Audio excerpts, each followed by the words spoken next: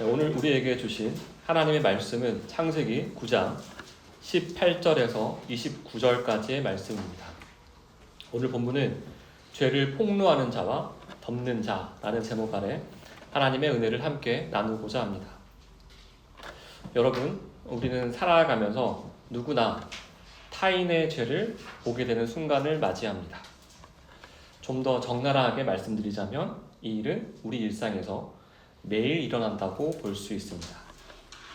특히 함께 보내는 시간이 많고 가까운 관계일수록 서로의 연약함과 죄를 더 쉽게 보게 됩니다. 그래서 일반적으로 가족 관계 안에서 서로의 죄가 실시간으로 드러나는 경험을 우리는 모두 하고 있는 중입니다. 우리는 대부분 의도치 않게 서로의 부족함과 실수를 제법 자주 마주하게 되는데, 여러분은 다른 사람의 죄를 보았을 때 어떻게 반응하십니까? 특히 공동체의 리더가 죄를 범했을 때, 혹은 한 가정의 가장이 죄에 빠졌을 때 여러분들은 그들을 어떻게 대하고 계십니까? 일반적으로 이를 잘 보여주는 사례가 바로 정치인들의 태도가 될 것입니다. 여당이 야당의 잘못을 볼 때, 반대로 야당이 여당의 잘못을 볼 때, 특히 지도자들의 실수나 가오가 드러나면 그들은 어떻게 반응합니까? 과거의 잘못을 샅샅이 뒤져내어 끝내 회복할 수 없을 만큼 낙인 찍고 무너뜨리는 일을 서슴지 않게 행합니다. 그런데 이러한 모습은 비단 세속 정치나 시민 사회에서만 나타나는 현상이 아닙니다. 가장 작은 공동체인 가정에서도, 또한 하나님의 이름으로 모인 교회 공동체 안에서도 비슷한 일들이 계속해서 일어나고 있습니다. 오늘날 우리는 어디를 가도 권위와 능력이 행해지는 모든 공동체 속에서 바른 권면이 행해지는 모습을 좀처럼 보기가 어려운 현실을 살아가고 있습니다. 오늘 본문 창세기 9장 18절에서 29절 말씀은 과연 바른 권면이 무엇인지, 즉 죄를 대하는 바른 마음과 행동이 무엇인지, 특히 권면의 목적이 무엇인지에 대한 하나님의 지혜를 기록해 놓았습니다. 노아 가족 안에서 일어난 한 에피소드를 통해 바른 권면이 무엇인지 함께 살펴보도록 하겠습니다. 먼저 창세기 9장 18절 말씀을 보시면 오늘 이야기의 주인공들이 소개되어 있습니다. 등장인물과 그들의 관계를 살펴보기 위해 18절 말씀을 함께 읽어보도록 하겠습니다. 방주에서 나온 노아의 아들들은 셈과 함과 야벳이며 함은 가나안의 아버지다. 오늘 본문의 첫 절인 18절에서는 노아의 세 아들 셈과 함과 야벳이 소개됩니다. 성경은 이들을 가리켜 방주에서 나온 자들이라고 말합니다. 이 표현은 단순한 사실의 서술이 아니라 홍수 이후 새 창조의 시대를 여는 출발점을 의미합니다. 그런데 세 아들 중에서도 특별히 함이 강조가 되어 있습니다. 본문은 그를 단순히 함이라 부르지 않고 가나안의 아버지 함이라고 소개합니다. 이는 창세기 9장 25절에서 가나안이 저주받게 될 사건을 미리 암시하며 본문 전체의 곡선을 만듭니다. 그리고 죄가 한 세대에서 끝나는 것이 아니라 다음 세대로 계속해서 이어진다는 사실을 함의 소개에서 간접적으로 다루고 있는 것입니다. 이는 오늘 본문의 중심 인물이 함이라는 사실을, 그리고 함을 통해 드러내고자 하는 메시지를 주목해보라는 저희를 알 수 있습니다. 그리고 이어지는 19절 말씀은 이렇게 기록합니다. 노아의 이 세 아들로부터 사람들이 온 땅에 퍼지니라. 이 19절 말씀은 단순히 인구수가 많아져서 세상에 퍼졌다는 의미가 아닙니다. 새 창조 이후에도 하나님의 명령과 사명이 여전히 유효하며 창세기 1장에 생육하고 번성하고 땅에 충만하라는 하나님의 언약적 사명이 신실하게 이어지고 있음을 보여주는 말씀입니다. 이 18절과 19절 말씀을 한마디로 요약하자면 이렇습니다. 여러분, 새로운 세상이 시작되었습니다. 하지만 여전히 죄의 영향력은 끊이지 않습니다. 하지만 그럼에도 불구하고 하나님의 섭리는 변함없이 하나님의 계획 안에서 계속적으로 이어져 갈 것입니다. 라고 말입니다. 이제 18절, 19절 말씀을 뒤로 하고 20절과 21절 말씀을 함께 살펴보도록 하겠습니다. 이 두 절은 오늘 본문 사건의 시발점, 즉 모든 일에 발단이 되는 장면을 기록하고 있습니다. 다시 말해 본격적인 사건의 전개를 알리는 신호탄과도 같습니다. 그렇다면 이 사건은 언제 어떤 상황에서 일어났을까요? 함께 창세기 9장 20절 말씀과 21절 말씀을 함께 읽어보도록 하겠습니다. 노아가 농사를 시작하여 포도나무를 심었더니 포도주를 마시고 취하여 그 장막 안에서 벌거 벗은지라. 노아는 태초에 인간에게 주신 하나님의 사명을 따라 땅을 경작하는 일을 합니다. 그리고 포도나무를 심습니다. 마침내 포도나무가 자라 포도 열매를 맺습니다. 노아는 그 열매로 만든 포도주를 마십니다. 그런데 이때 문제가 발생합니다. 노아가 포도주에 취하게 되었기 때문입니다. 결국 노아는 자신의 장막 안에서 자신의 수치를 드러내게 됩니다. 이 사건을 세상 사람들에게 들려주면 이런 말들이 들려올지 모르겠습니다. 아니, 자기가 고생해서 심은 포도나무로 포도주를 만들어서 자기 집에서 기쁘게 마시고 남에게 해를 끼친 것도 아닌데 왜 문제가 되지? 라고 말입니다.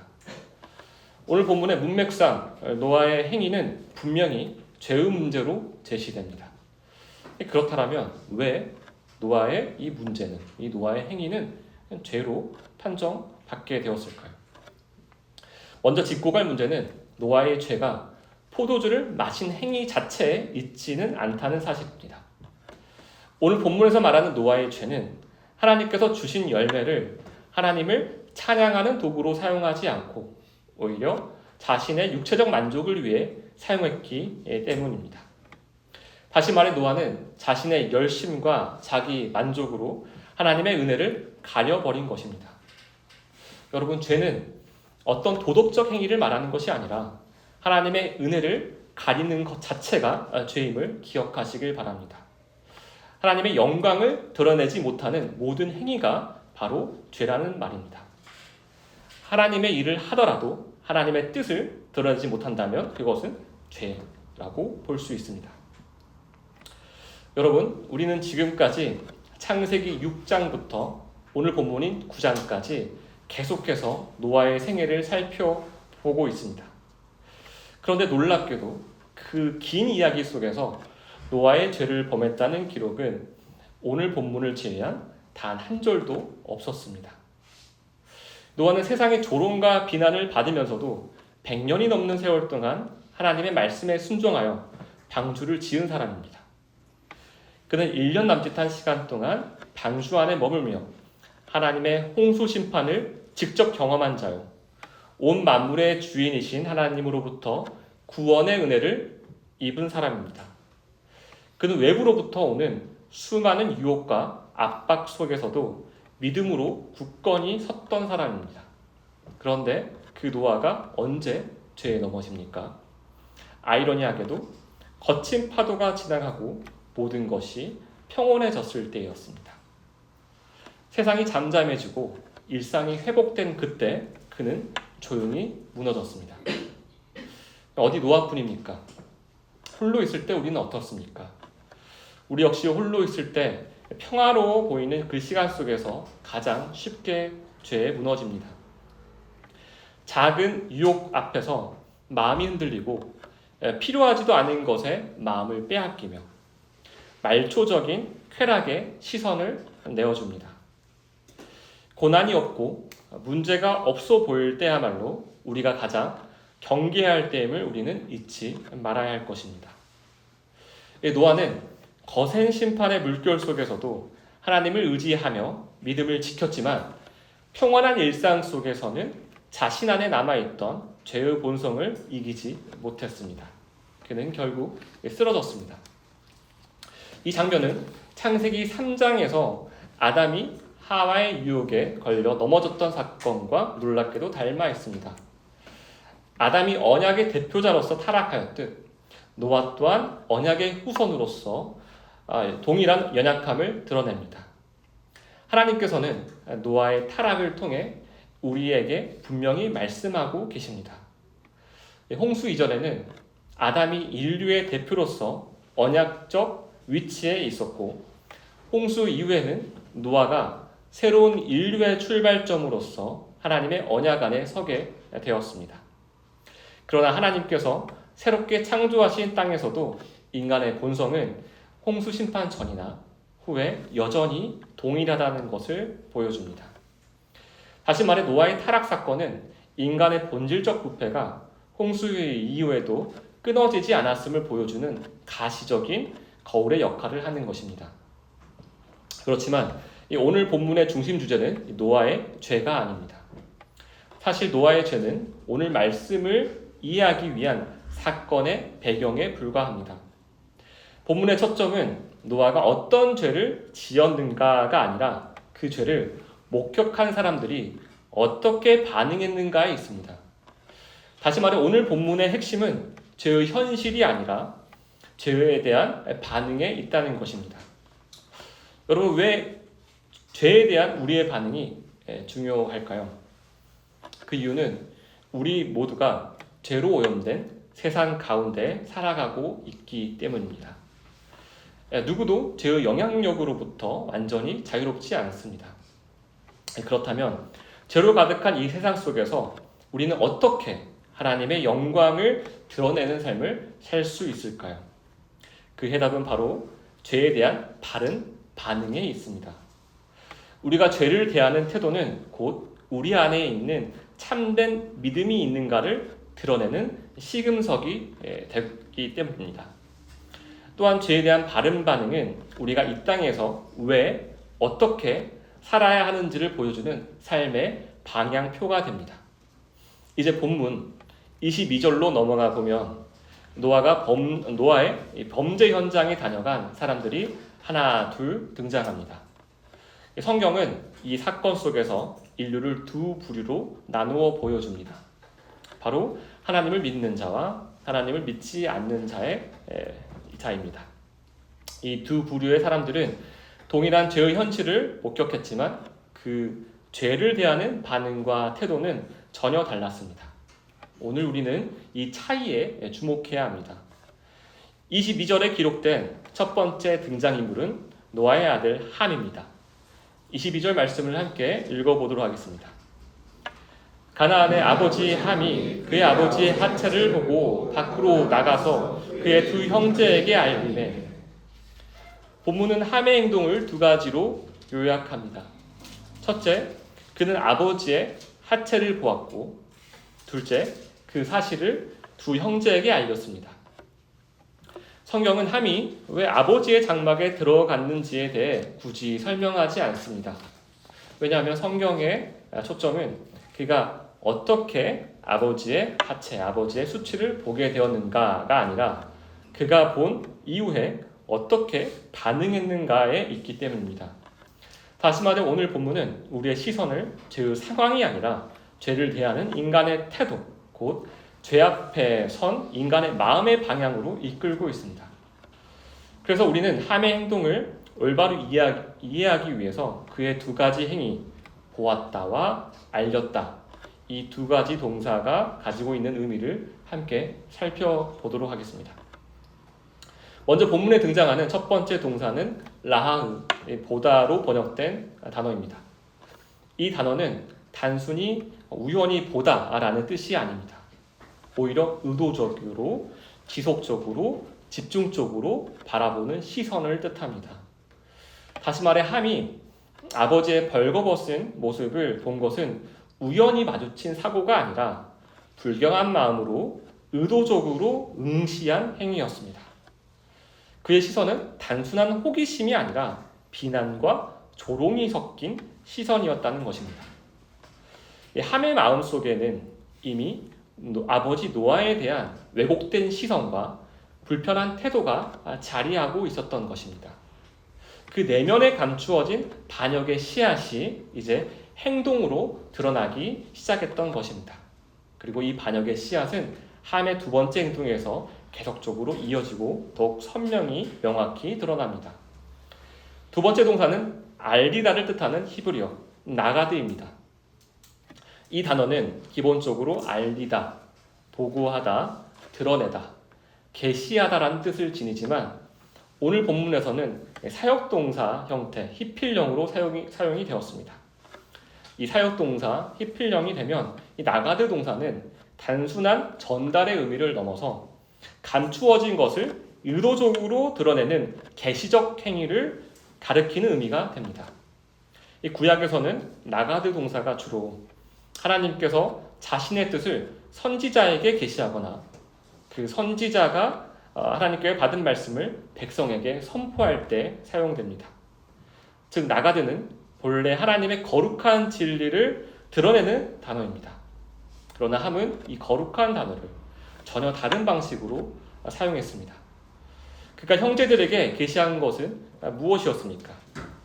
하나님의 은혜가 아니라 아버지의 수치였습니다. 함은 덮어야 할 부끄러움은 오히려 드러내고 반대로 드러내야 할 하나님의 은혜는 모두 가려버렸습니다.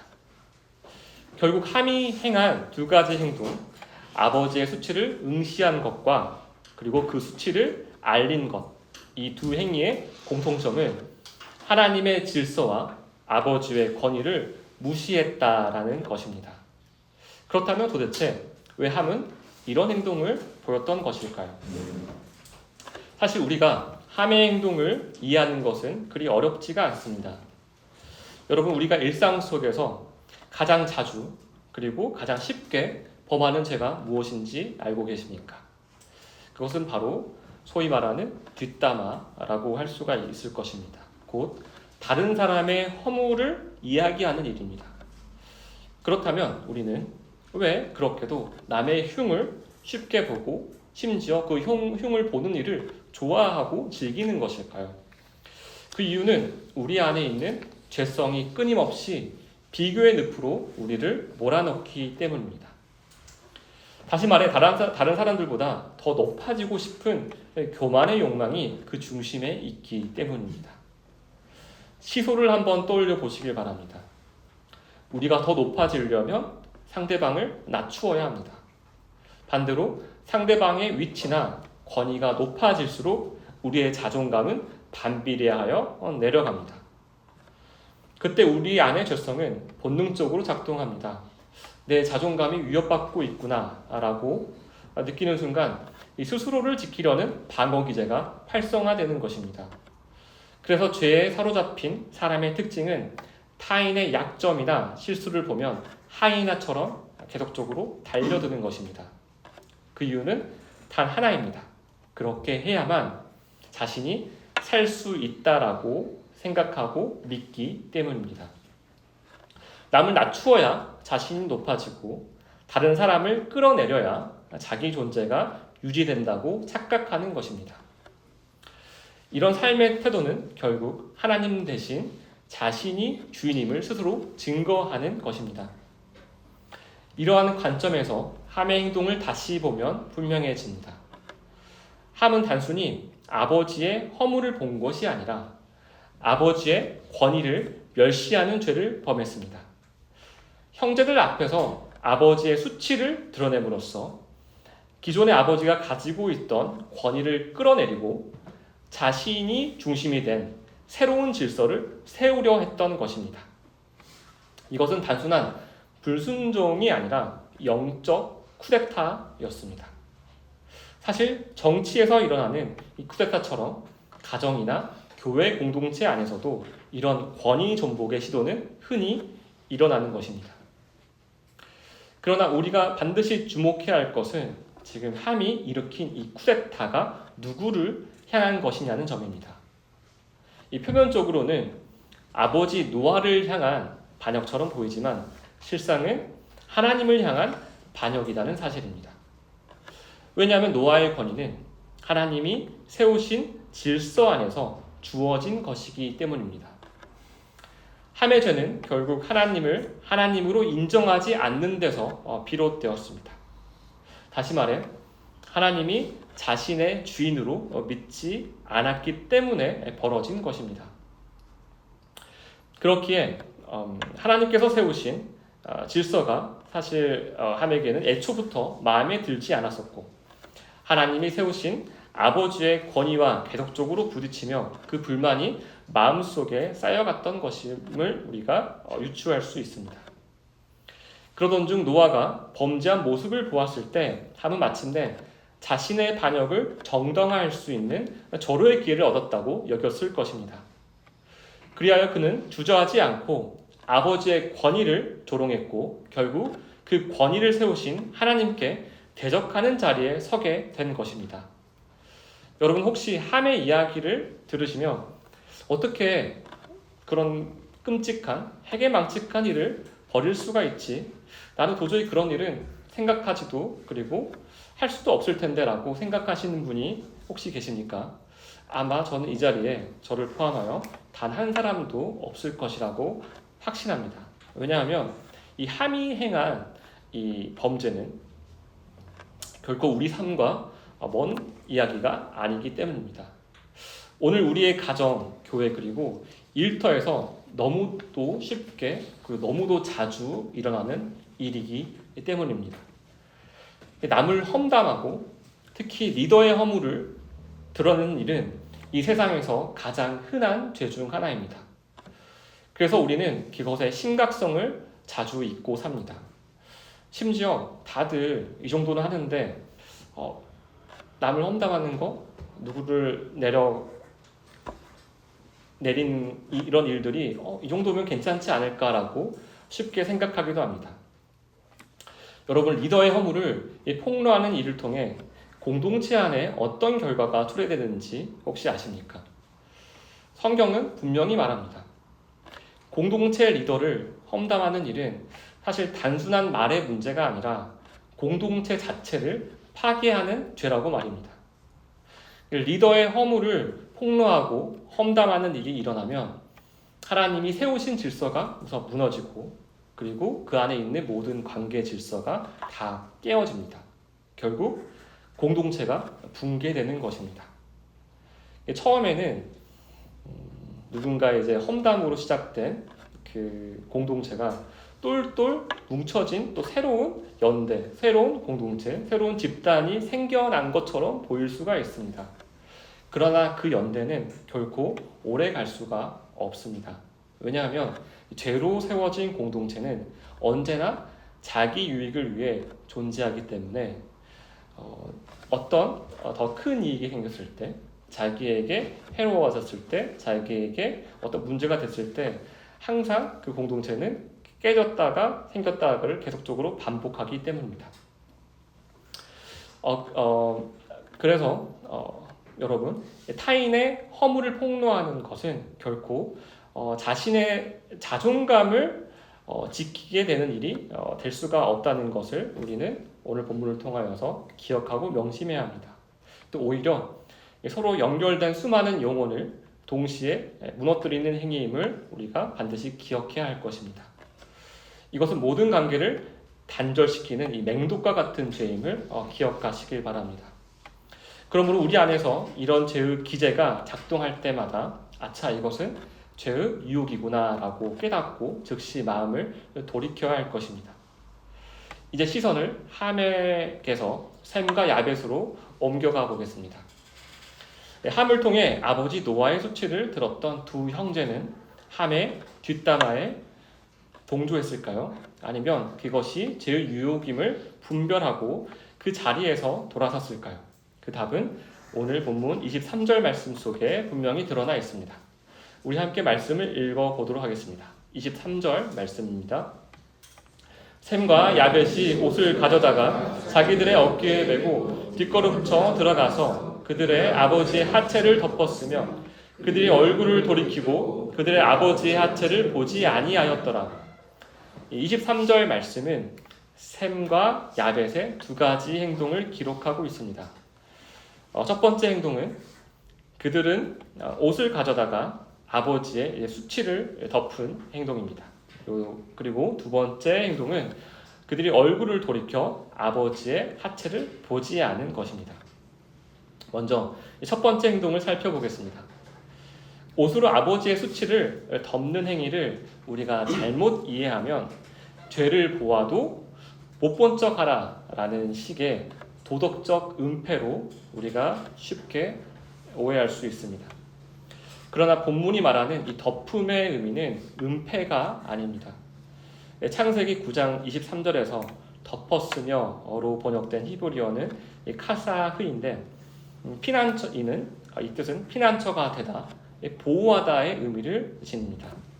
그리고 이 단어는, 이 카사라는 단어는 시편 32편 1절에서 그 의미가 더욱 분명하게 드러납니다. 시편 32편 1절 말씀은 이렇게 기록되어 있습니다. 허물의 사함을 받고 자신의 죄가 가려진 자는 복이 있도다. 여기서 가려진다는 것은 죄가 단순히 숨겨졌다는 뜻이 아니라 죄를 용서하는 행위, 속죄의 뉘앙스를 가지고 있음을 우리가 깨달아야 합니다. 따라서 셈과 야벳이 옷으로 아버지의 수치를 덮는 행위는 죄를 부정한다거나 은폐하는 것이 아니라 죄인을 회복시키기 위한 사랑의 행동이었음을 알 수 있습니다. 이 구조는 창세기 3장 21절에서 여호와 하나님께서 아담과 그의 아내를 위하여 가죽 옷을 지어 입히신 사건과 같은 구조입니다. 그때 하나님께서는 죄로 인해 수치와 단절 가운데 있었던 인간에게 가죽 옷으로 덮어주신 은혜를 보이셨습니다. 그리고 홍수 이후에도 하나님은 여전히 같은 사랑으로 역사하셨습니다. 다만 이번에는 오늘 본문에서는 셈과 야벳과 같이 회복된 하나님의 형상을 통하여서 하나님의 은혜를, 하나님의 신실한 은혜를 드러내시는 것입니다. 곧 셈과 야벳의 행위는 하나님의 은혜가 역사적으로 드러난 흔적이며 하나님은 그들을 통하여서 죄인을 회복시키는 사랑의 구속사를 이루어가고 계심을 우리에게 선명하게 보이시는 것입니다. 만약 셈과 야벳이 노아의 허물을 덮어주었던 사건을 하나님을 믿지 않는 사람들에게 들려준다면 그들은 이렇게 말할지도 모릅니다. 셈과 야벳이 참 효자들인 것 같습니다.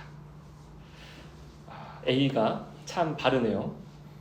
도덕적으로 참 훌륭합니다. 라고 말입니다. 그러나 셈과 야벳의 태도는 단순히 인류애나 예의 범절 혹은 유교적 효의 개념으로는 설명할 수가 없습니다. 생각해 보시길 바랍니다. 어떻게 믿음이 없이 아버지의 죄를 죄로서 인식할 수가 있으며 그 죄로부터, 믿음이 없이 그 죄로부터 아버지를 무슨 수로 보호할 수가 있겠습니까? 죄를 처리하시는 능력이 오직 하나님의 은혜뿐임을 알지 못하는 자가 어떻게 진정한 회복의 길로 죄에 넘어진 자를 인도할 수가 있겠습니까? 셈과 야벳의 행동은 하나님을 실제로 경험하고 그분의 사랑을 누린 자들만이 볼 수 있는 반응이었습니다. 반대로 하나님에 대한 믿음이 없이 단지 효심만 가득한 아들이었다면 어떤 행동을 보였을까요? 그는 분명 아버지의 죄를 성경적으로 덮는 것이 아니라 아버지의 죄를 은폐했거나 아버지의 죄를 외면했을 것입니다. 그러나 죄의 은폐는 결코 안식을 누릴 수가 없습니다. 죄를 숨긴다고 평안이 오는 것이 아니기 때문입니다. 죄를 지은 자도 죄를 은폐한 자도 참된 안식을 누릴 수 없음을 우리가 이 시간 다시 명확하게 확인하시길 바랍니다. 이제 셈과 야벳의 두 번째 행동을 살펴보겠습니다. 그들은 함과 달리 아버지의 수치를 자신들의 시선에 두지 않았습니다. 다시 말해 죄를 묵상하며 죄를 뚫어지게 바라보지 않았다는 것입니다. 그렇다면 믿음의 사람 셈과 야벳의 시선은 어디를 향하고 있었던 것일까요? 믿음의 사람 셈과 야벳은 죄에 무너진 아버지 노아를 바라보며 그가 그대로 무너지기를 바라지 않았습니다. 오히려 하나님의 은혜로 아버지 노아가 회복되기를 간절히 소망했습니다. 왜냐하면 하나님께서 노아에게 주신 권위가 만약에 무너진다면 그와 함께 공동체 전체가 무너지게 됨을 그들은 알고 있었고, 그리고 무너진 공동체는 결국 하나님의 이름을 가리우는 일이 됨을 그들은 알고 있었기 때문입니다. 반대로 죄인이 회복될 때 세상 사람들은 하나님께서 행하시는 은혜와 자비의 역사를 보게 됨을 그들은 알고 있었을 것입니다. 여러분, 셈과 함의 시선에 주목해 보시길 바랍니다. 믿음의 사람은 죄 자체에 죄의 시선을 계속 두고 있지 않습니다. 그게 자신의 죄이든 타인의 죄이든 말입니다. 대신 그 시선은 죄인을 회복시키실 하나님께 고정이 되어 있다는 사실입니다. 그들은 그들 자신을 통해 하나님의 영광이 드러나기를 바라고 그것이 자신에게 맡겨진 하나님께서 주신 유일한 사명임을 깨닫고 있음을 그들의 죄에 대한 반응, 다시 말해 죄인들과의 관계에서 분명하게 오늘 본문을 통하여서 드러내고 있는 것입니다. 이제까지 함 그리고 셈과 야벳의 구별된 죄에 대한 반응을 함께 우리가 살펴보았습니다. 이제 우리는 왜 셈과 야벳 그리고 함이 아버지의 죄를 대하는 태도에서 이처럼 극명한 차이를 보였는지를 명확하게 알 수 있을 것입니다. 그 차이는 단순히 셈과 야벳의 성격이 온순하거나 효심이 깊어서 생긴 것이 아니었습니다. 그들이 다르게 행동할 수 있었던 근본적인 이유는 바로 하나님을 믿었기 때문입니다. 하나님을 믿는 순간 우리 삶 자체가 달라지고 있음을 셈과 야벳의 삶을 통하여서 그들이 죄에 대한 반응을 통하여서 우리에게 보여주고 있는 것입니다. 그들의 반응은 이렇습니다. 그들의 바뀐 사고는 이렇습니다. 그들의 바뀐 삶은 다음과 같습니다. 그들은 죄인들을 바라볼 때 이런 생각을 하면서 죄인들을 바라보았을 것입니다. 어떻게 하면 이 사람, 이 죄인을 살릴 수가 있을까? 어떻게 하면 저 사람을 죄로부터 빠져나오게 할 수 있을까? 어떻게 하면 저 사람을 저 죄로부터 구원할 수 있고 회복할 수 있을까? 이 사고로, 이 생각으로 그들의 머리는, 그들의 가슴은, 그들의 마음은 가득 찼을 것입니다. 오늘 본문 이제 24절부터 27절까지의 말씀은 하나님에 대한 믿음의 여부에 따라 저주와 축복이 임하게 됩니다. 24절부터 27절까지의 말씀을 함께 읽어보도록 하겠습니다. 노아가 술이 깨어 그 작은 아들이 자기에게 행한 일을 알고 이에 이르되 가나안은 저주를 받아 그의 형제의 종들의 종이 되기를 원하노라 하고 또 이르되 셈의 하나님 여호와를 찬송하리로다. 가나안은 셈의 종이 되고 하나님이 야벳을 창대하게 하사 셈의 장막에 거하게 하시고 가나안은 그의 종이 되게 하시기를 원하노라 하였더라. 이 함은 종들의 종이 되는 저주를 받습니다. 반면에 셈과 야벳은 여호와를 찬송하며 셈의 장막 곧 하나님의 장막에 거하는 축복을 받습니다. 그렇다면 왜 종들의 종이 되는 것이 저주이며 하나님의 장막에 거하는 것이 왜 축복일까요? 먼저 종들의 종이라는 이 표현을 살펴보도록 하겠습니다. 이 종들의 종, 이 표현은 이 사회적, 경제적 신분의 강등을 뜻하는 표현이 아닙니다. 이는 하나님의 언약 관계에서 끊어진 영적 죽음을 표하는 히브리어 관용적 표현입니다. 이는 결국 인간의 죄로 인해 하나님의 다스림을 깨닫지 못하는 비극적 현실을 예표하는 표현인 것입니다. 하나님과 교제가 없으니 어떤 일이 일어나겠습니까? 가장 두드러진 특징은 하나님께서 무슨 일을 행하시는지 알지 못한다는 것입니다. 하나님의 주권 아래 움직이지만 하나님의 은혜를 깨닫지 못하니 그들의 인생은 언제나 비교의식, 자기 주장, 자기 계획, 자기 유익으로 가득 찬 삶을 살 수밖에 없습니다. 그러니 결국 가짜 안식, 가짜 감사, 가짜 기쁨만을 누리며 오늘 본문에서 강조하고 있는 회복의 삶을 평생 누리지 못하고 사망 가운데 삶을 살게 되는 것입니다. 반대로 셈의 장막은 하나님께 속한 자의 거처입니다. 언약 안에서 하나님과 교제하며 사는 삶을 의미합니다. 하나님과 함께 거하는 자는 모든 상황 속에서 하나님의 은혜를 충만히 누리게 됩니다. 참 안식을 경험하고 참 감사와 참 기쁨을 알게 됩니다. 어떻게 참 감사, 참 기쁨, 참 안식을 경험할 수 있었겠습니까? 하나님의 장막 안에서 하나님의 장막 안에 있는 모든 지체들을 통하여서 서로 회복시키고 회복당하는 이 놀라운 은혜를 계속적으로 경험하게 되었기 때문입니다. 가장 그렇기 때문에 그들의 삶은 자연스럽게 하나님께 찬송하는 삶, 하나님께 영광을 드리는 삶을 자연스럽게 살아갈 수밖에 없는 것입니다.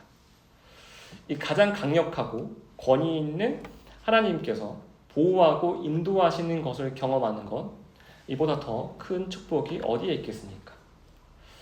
여러분, 우리는 복과 저주의 이 간극, 이 극적인 차이를 더 분명하게 느껴야 합니다. 그래야만 하나님의 질서를 지키고 하나님의 이름을 드러내는 일이 얼마나 귀하고 놀라운지 깨달을 수가 있고, 동시에 하나님의 은혜를 통하여서 공동체가 또 회복되는 일들, 그리고 반대로 공동체가 회복되지 못하고 무너지는 일들, 죄로 남을 정죄하는 일이 얼마나 위험한지를 더 선명하게 알 수 있기 때문입니다. 노아를 한번 쭉 노아의 삶을 돌아보셨으면 좋겠습니다. 그는 홍수 전에 600년, 홍수 후에 350년, 총 950년을 삽니다. 홍수 후 노아의 삶은 과연 평탄했을까요? 홍수 이전뿐만 아니라 홍수 이후에도 노아는 전생애 동안 수많은 어려움과 인간의 연약함을 목도했을 것입니다. 특히 자신의 아들 함처럼 하나님의 질서를 거스르고 하나님의 섭리를 부인하며 하나님의 다스림을 깨닫지 못하는 수많은 사람들과 함께 살아야 했을 것입니다. 하지만 아무리 커다란 악도, 그리고 아무리 강력한 죄도 하나님의 주권 아래 있음을 노아는 믿었습니다. 더불어 하나님의 은혜가 신실하게 이어지며 하나님께서 믿는 자와 항상 동행하심으로 그 은혜의 통로로 삼으신다는 사실 또한 굳게 믿었습니다. 비록 자신이 생각하는 때와 방법이 아니더라도 하나님께서 모든 것을 그의 뜻대로 다스리시고 계심을 그는 확신했고, 그의 모든 인생 가운데 모든 소망을 오직 하나님께만 두며 하나님의 마음을 가지고 이 땅에서의 사명을 다했을 것입니다. 노아의 사명은 악한 자들의 잘못을 뜯어고치고 믿지 않는 자들을 믿는 자로 만드는 결과론적인 삶이 아니었습니다. 그저 노아는 하나님의 눈을 가지고 하나님의 마음으로 하나님의 은혜를 하나님께서 자신에게 맡겨주신 모든 이웃들에게 신실하게 그 은혜를 비추었다는 사실을 우리가 오늘 이 시간 꼭 기억하시길 바랍니다. 여러분 이제 여호와 하나님께서 노아뿐만 아니라 왜 오늘날 우리에게도 주위를 살펴보시면 수많은 사람들의 죄에 넘어지는 모습을 우리의 눈에도 계속적으로 보여주시지 않으십니까? 그 이유가 무엇일까요? 그들을 향한 마음이 우리가 이 땅에서 행해야 할 하나님께서 주신 사명이기 때문입니다. 우리가 필시 하나님을 믿는 자라면 목이 곧고 오만하며 반복해서 죄에 빠지는 사람들을 향한 하나님의 안타까운 마음을 깨달을 수 있을 것입니다. 반드시 깨닫게 됩니다.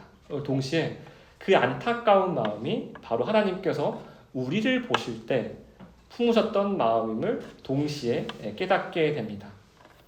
여러분, 하나님께서는 우리를 회복시키시고 또 회복시키시고 회복시키심으로써 끝없이 하나님의 은혜로 우리를 붙드셨습니다. 그렇다면 우리의 사명도 다르지 않습니다. 우리가 이 땅에서 하나님께서 붙여주신 모든 이웃을 향한 우리의 사명, 우리가 해야 할 일은 바로 하나님께서 우리에게 행하신 일과 같다는 사실을 우리가 반드시 깨닫고 기억해야 합니다. 이 하나님께서 우리 각자에게 주신 마음으로 우리가 만나는 모든 이웃의 죄를 덮고 살고 있는지, 그들을 우리 자체가 모든 이웃의 죄를 덮는 회복의 통로로서 살고 있는지 계속적으로 하나님 앞에서 기도하는 삶, 그리고 하나님께서 주신 그 사명을 꼭 붙드는 삶을 사시기를 원하며 함께 기도로 마치겠습니다.